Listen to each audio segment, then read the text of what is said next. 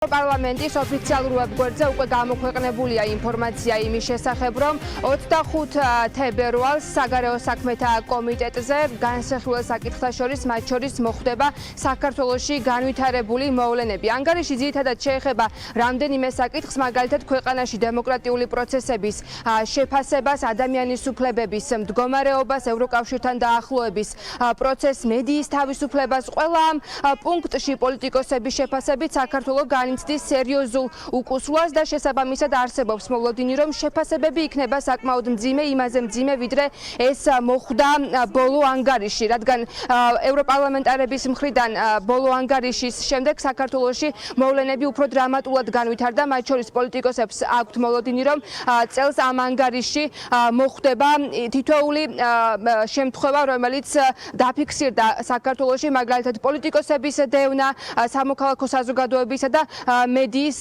შეზღუდვა და გამოხატვის თავისუფლების შეზღუდვაც. სამწუხაროდ არაფერი კარგი ამ ანგარიში დიდი ალბათობით ნათქვამი არ იქნება, იმიტომ რომ საქართველოს განიცდის ყველა პარამეტრით, იქნება ეს ეკონომიკური პარამეტრები, რეფორმების პარამეტრები, ადამიანის უფლებების დაცვა, აბსოლუტურად ყველა პარამეტრით, რომელთა ცივილიზებული სახელმწიფო და ამ კონკრეტულ შემთხვევაში ევროპა ზომავს თავის პარტნიორებს და ქვეყნებს, რომელიც მისი კანდიდატები არიან, ჩვენ გვაქვს კატასტროფული უკუსლა, ისეთი უკუსლა, რომელიც საქართველოს ალბათ ერთადერთი სამოქალაქო ომის დროს ჰქონდა. აი ამაზე იქნება ძირითადად მსჯელობა და ეს ძალიან ცუდი ამბავია.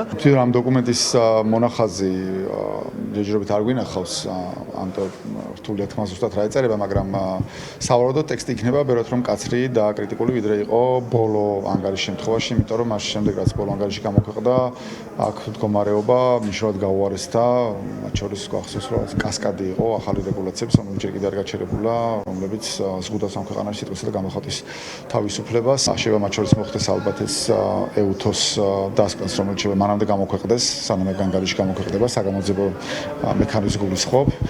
ხო, ამიტომ რა ვიცი, მოლოდინი არის უფრო კრიტიკული ანგარიში იქნება. მოლოდები იმას, რომ ევროპარლამენტის ანგარიში საქართველოზე იქნება რეალობის ადეკვატური და წვავე და ამით კიდევ ერთხელ გამოჩნდება ის, როგორ მძიმე ვითარებაში ამყოფებს ივანიშვილის რეჟიმი საქართველოს და საქართველოს ევროპულ მომავალს. ამ მოსმენების დროს კიდევ ერთხელ მხოლოდ ფაქტების კონსტატაცია მოხდება და კიდევ ერთხელ გამოჩნდება ივანიშვილის რეჟიმის ბრძოლა საკუთარი ქვეყნის და ხალხის ინტერესების წინააღმდეგ. ანგარიში დარწმუნებული ვარ, სამწუხაროდ იქნება ძალიან მძიმე და ესე იქნება სულ ვიდრე ბიძინა ივანიშვილი და მისი რეჟიმია ხელისუფლებაში. ესე იქნება და ჩვენ ვერ დაუახლოვდებით ვერცერთი მილიმეტრით ევროკავშირის პირიქით უზარმაზარი ტემპებით ვცილდებით ცივილიზებულ სამყაროს.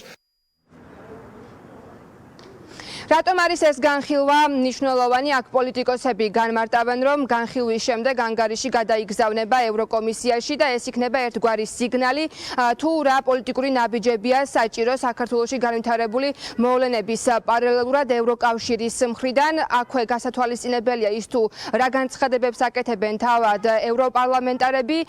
თის როიტენმა მათ შორის პირველებთან ექსკლუზიური ინტერვიუში თქვა, რომ ბრიუსელმა ნაბიჯები დააგვიანა და ახლა მნიშვნელოვანია გამკაცდეს სანქციები და ამის სამიზნე პირველ რიგში უნდა იყოს ბიძინა ივანიშვილი და მისი გუნდი.